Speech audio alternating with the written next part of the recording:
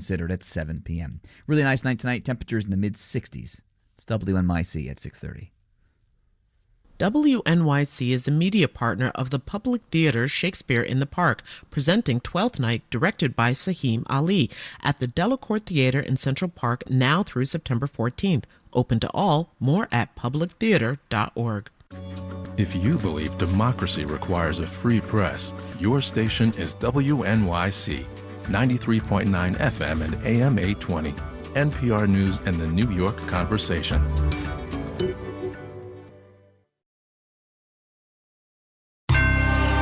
Marketplace is supported by Progressive Insurance, helping protect small businesses with a variety of coverages like general liability, workers' compensation, and commercial auto. More at progressivecommercial.com. A whole new batch of tariffs is here, and the strain is starting to show up in the economy. From American Public Media, this is Marketplace. Marketplace is supported by Viking, dedicated to bringing travelers to the heart of each destination with small ship, river, ocean, and expedition voyages, offering cultural enrichment and immersive experiences. Discover more at Viking.com.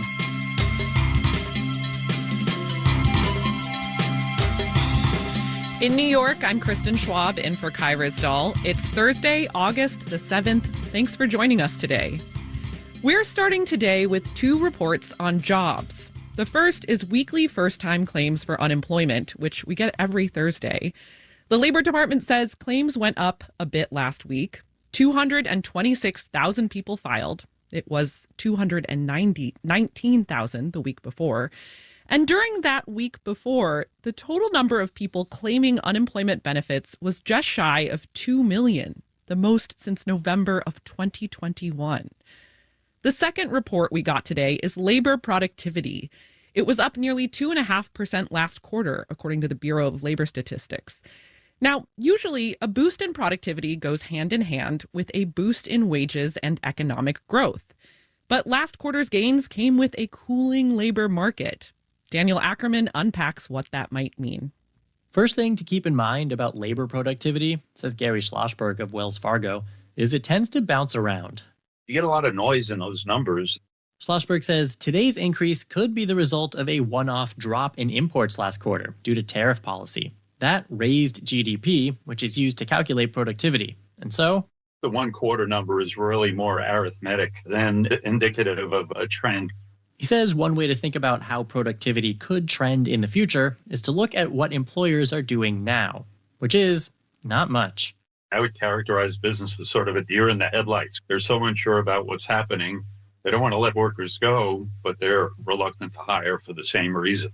That means workers with jobs can't upgrade to something better, says Preston Moy of Employ America. There's not a lot of job switching, so there's probably not a lot of people moving from these low productivity to higher productivity jobs. But Moy says something else is happening in the labor market too.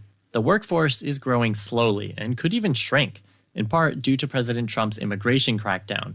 And that could actually boost productivity. Moy says, imagine going into an elementary school classroom and measuring the height of each student.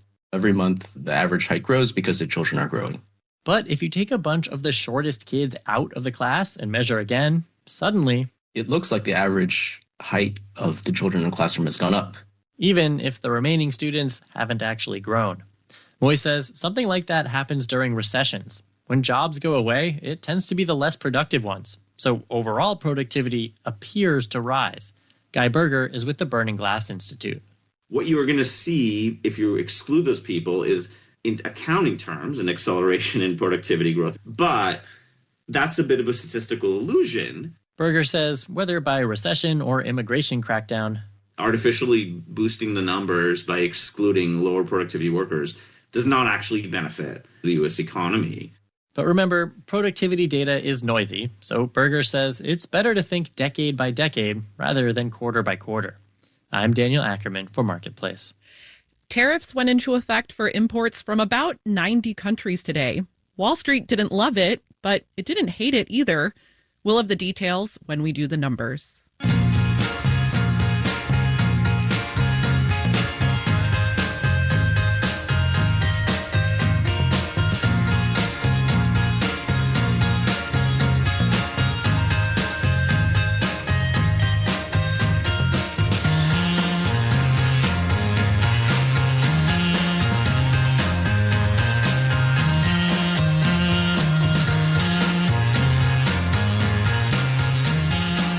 I know that these days it can seem like every day is tariff day.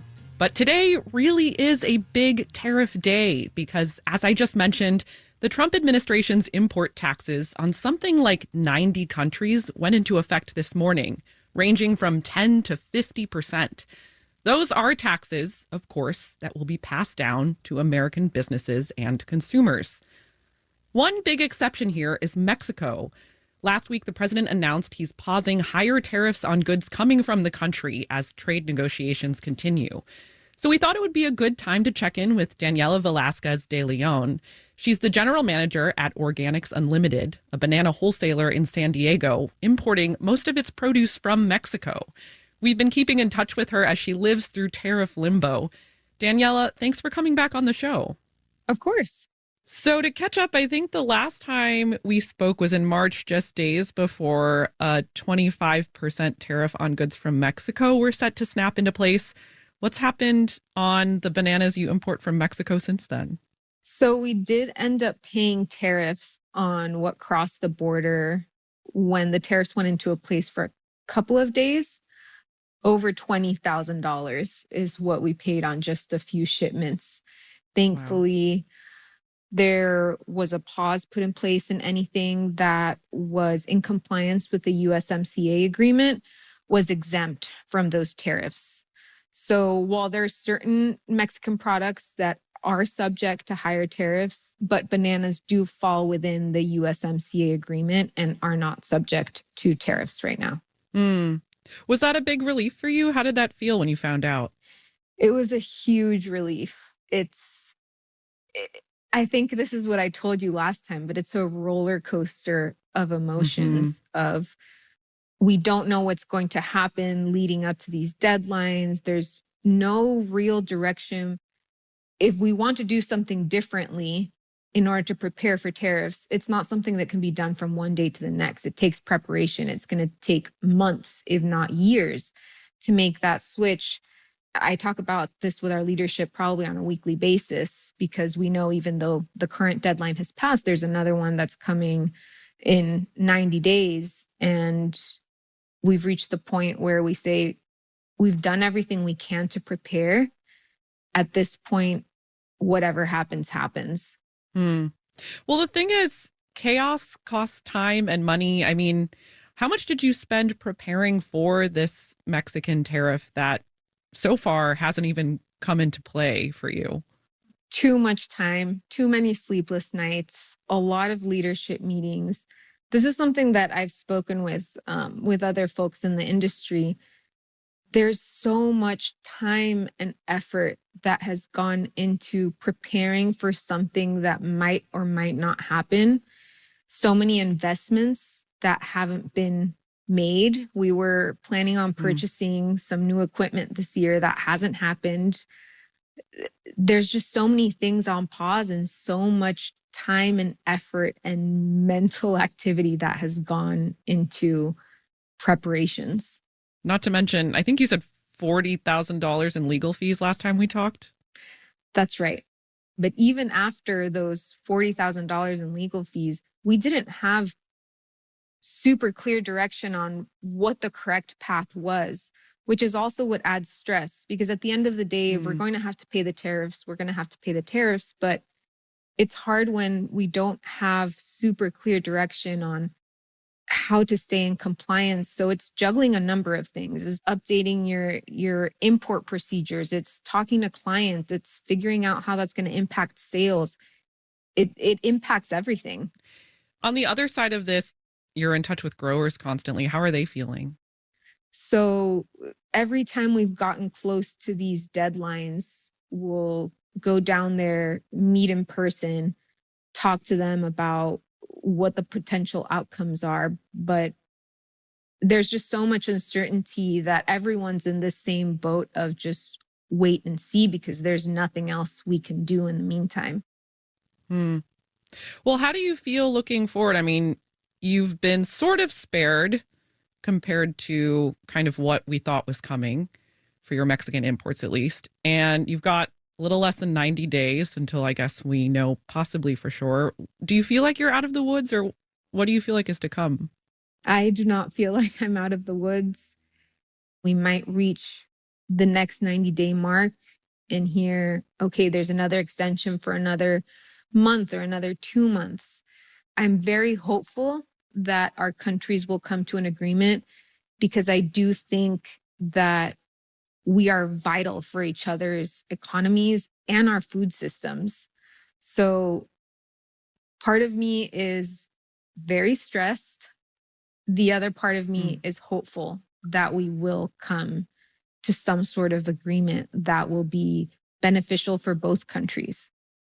Well, hey, I hope that we can talk about all those benefits in 90 days. Daniela Velasquez de Leon is general manager at Organics Unlimited in San Diego. Daniela, thanks again for connecting. Thank you, Kristen.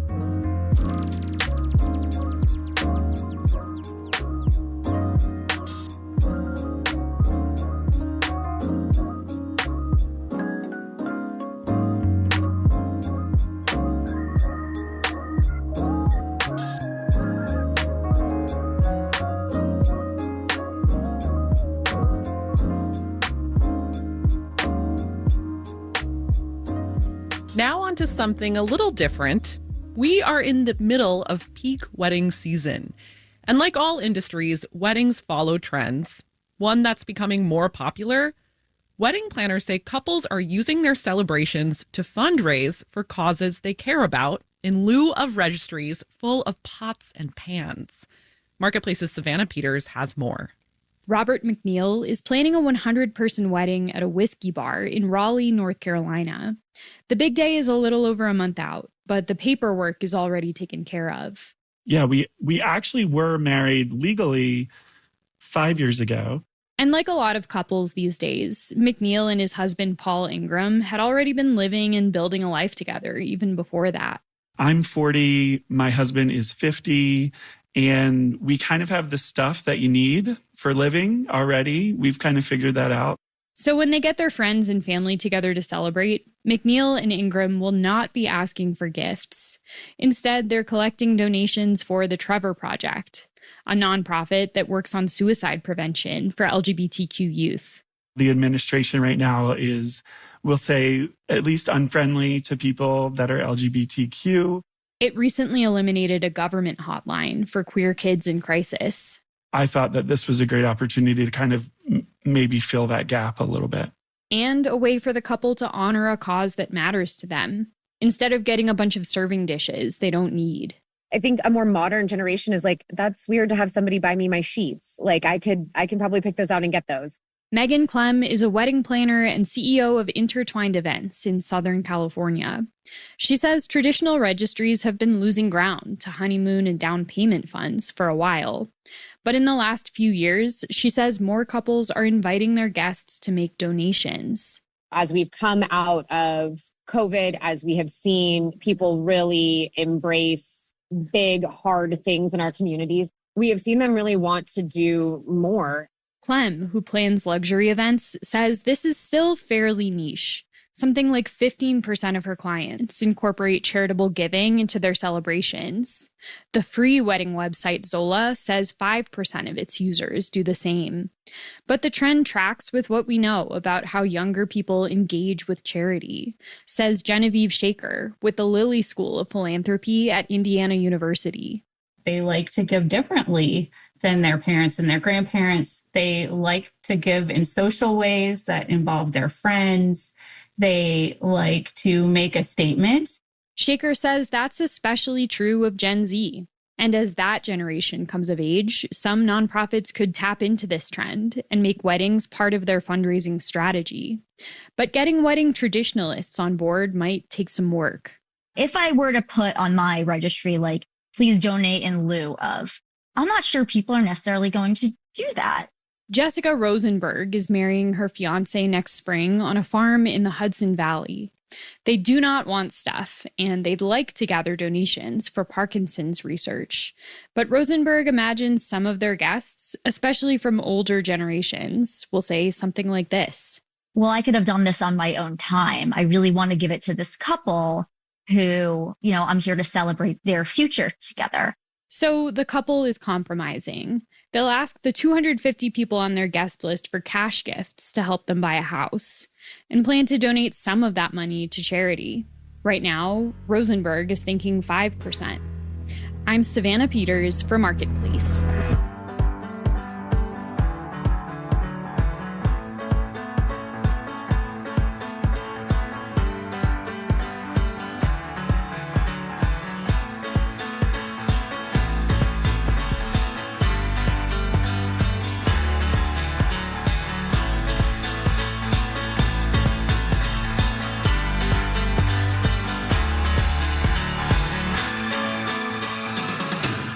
Coming up, I've been looking at work from home jobs to kind of see what I could do while I'm at home part-time. how a mom of 6 moves through the economy.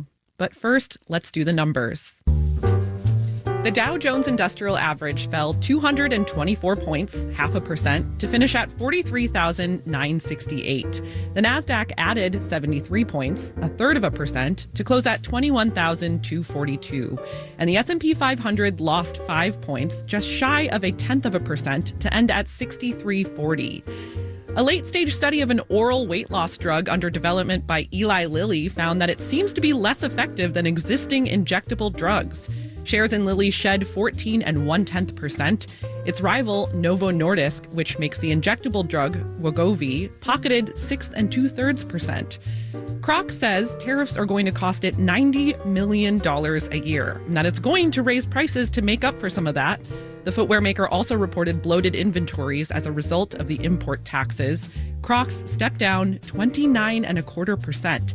Bonds fell. The yield on the 10-year T-note rose to 4.24%. You're listening to Marketplace.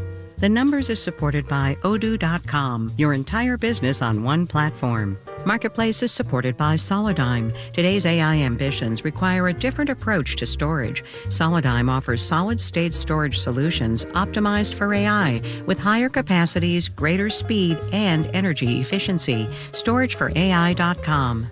And by the United States Postal Service, offering postage stamps for purchase at checkout at over 40,000 participating supermarkets and drugstores, and at wholesale clubs Costco, Walmart, Sam's Club, and BJ's.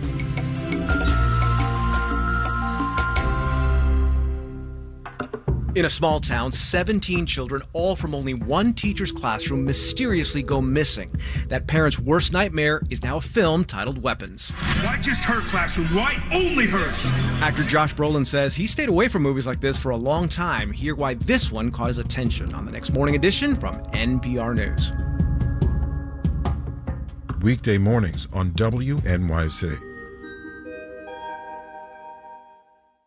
WNYC receives support from Hudson River Park, presenting Broadway by the Boardwalk, which concludes with Anthony Rapp and Adam Pascal on Monday, August 11th at 6:30 p.m. at Clinton Cove at West 55th Street. Open to all. More at hudsonriverpark.org. You're listening to Marketplace on WNYC. Coming up in the 7 o'clock hour of All Things Considered, a new study finds that chimpanzee babies pick up communication styles from their mothers. We're going to hear all about that and much more at 7 o'clock. Stay tuned. This is Marketplace. I'm Kristen Schwab. Even with all the tariffs going into effect today, there is, of course, another tariff announcement coming out of the White House. During an Oval Office meeting with Apple CEO Tim Cook yesterday, President Trump said the U.S. would impose a whopping 100% tariff on imported semiconductors and computer chips, but not for companies, quote, building in the U.S. There are a lot of details that still need to be filled in, but the idea is to use tariffs to pressure firms to create production here. The U.S. has tried plenty of strategies to accomplish this goal before. Marketplace's Sabri Benishore takes a look at a few of them. For more than a decade, the U.S. has been focused on bringing semiconductor production back to the U.S., and it has cycled through different strategies. One is to just have the government pay some of the bill. Gregory Allen is with the Center for Strategic and International Studies. The government can subsidize chip plant construction with grants or tax credits. That is what Congress did under the Biden administration with the Bipartisan CHIPS Act. The Trump administration also wants that increased construction, but they want the incentive to take the form of making it more expensive to build anywhere else, not making it cheaper to build in the United States. 100% tariffs would for sure make it more expensive to build not in the U.S., but they also risk making products in the U.S. more expensive. Still, this was the approach in the first Trump administration and under Biden, too. Both placed tariffs on Chinese-made chips in particular. What Trump's doing, though, is a major dramatic expansion of that effort. Chris Miller is author of Chip War, the fight for the world's most critical technology. Both because the tariff rate is going to go higher and because it's going to apply not just on chips from China, but on chips from other countries too. One way for companies to get out of the tariff is if they commit to building production in the U.S. Details there are not spelled out yet. Vivek Arya, research analyst with Bank of America, says a 100% tariff should be convincing. To at least commit to enough production to serve, at a minimum, their U.S. Customer base. Many already have, from Samsung to Intel, on the back of the CHIPS Act and in the years after. Dan Kim is with Tech Insights, and he was the chief economist for the CHIPS program under the Biden administration. With the $39 billion of manufacturing incentives in terms of grants, it attracted somewhere north of $400 billion of announced projects in the United States. And that has increased even further with this administration. He agrees the latest tariff approach has the potential to build on that. This can be complementary, or it could be counterproductive. But a lot is unclear. For example, to get out of tariffs, does the chip maker need to build here, or the phone maker who uses the chips? And what will this mean in the end for prices? Devil, meet details. In New York, I'm Sabri Benishore for Marketplace. The economy is changing fast. Our free daily wrap newsletter brings all the day's news and numbers straight to your inbox every weekday evening. The goal is to help you catch up in less than 5 minutes. Read the latest issue and sign up for the Marketplace Daily Wrap at marketplace.org/subscribe.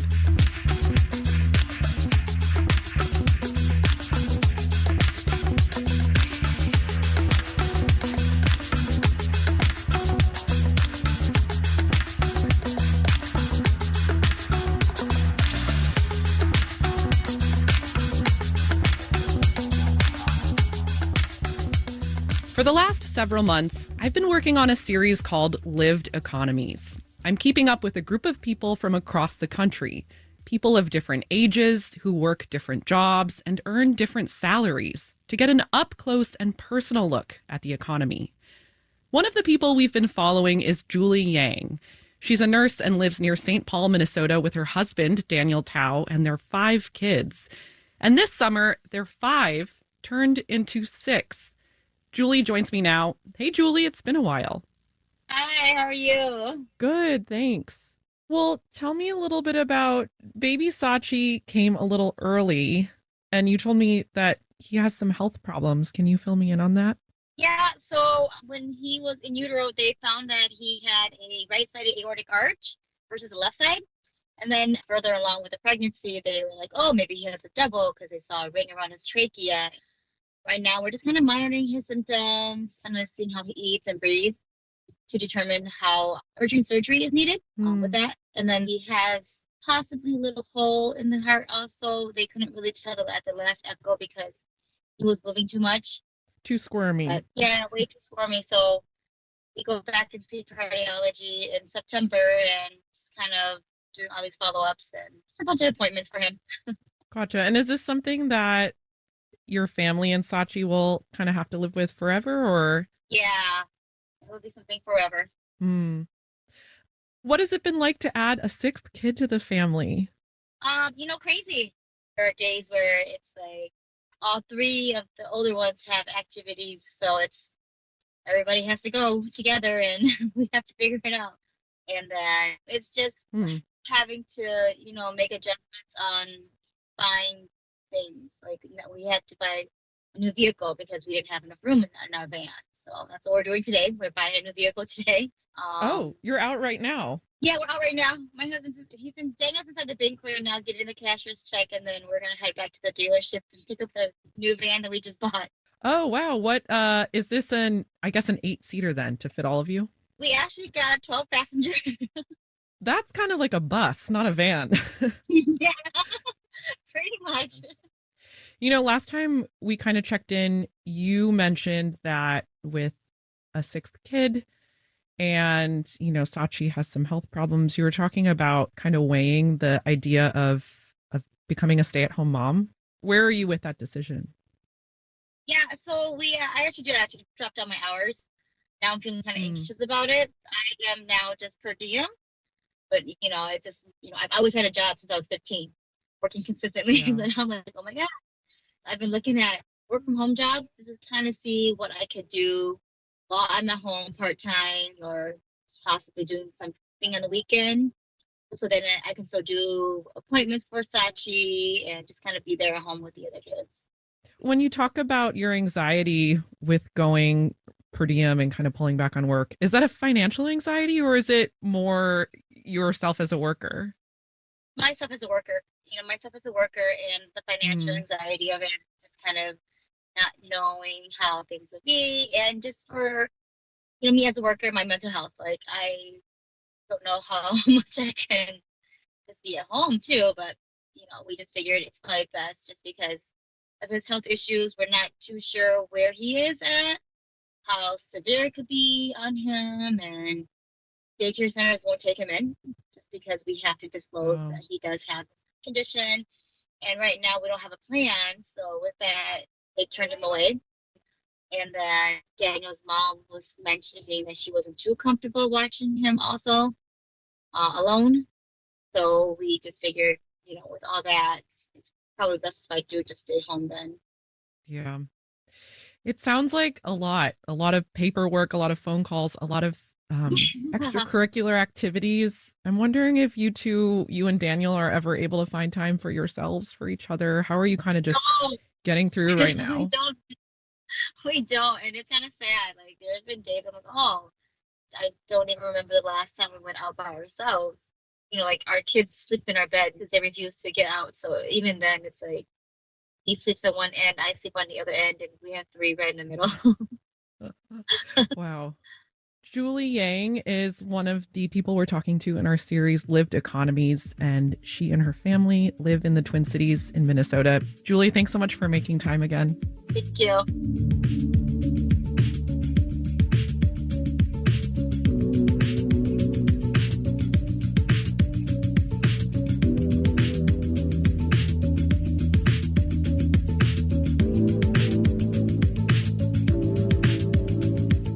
Marketplace is supported by Commvault, helping companies discover the minimum data, apps, and functionality they need to remain viable and stay in business after an attack so they can become a continuous business.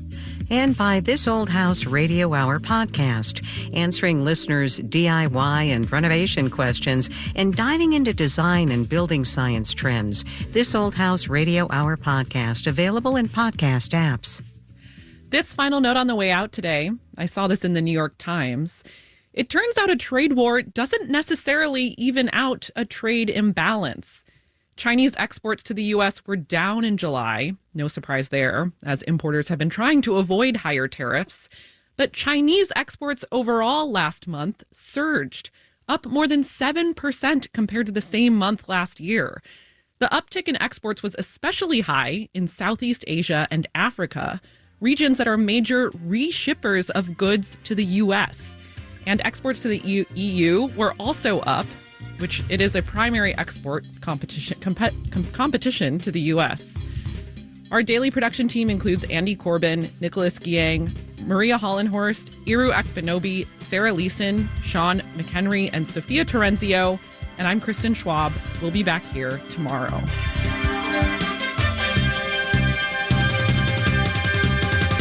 This is APM. WNYC receives support from Poster House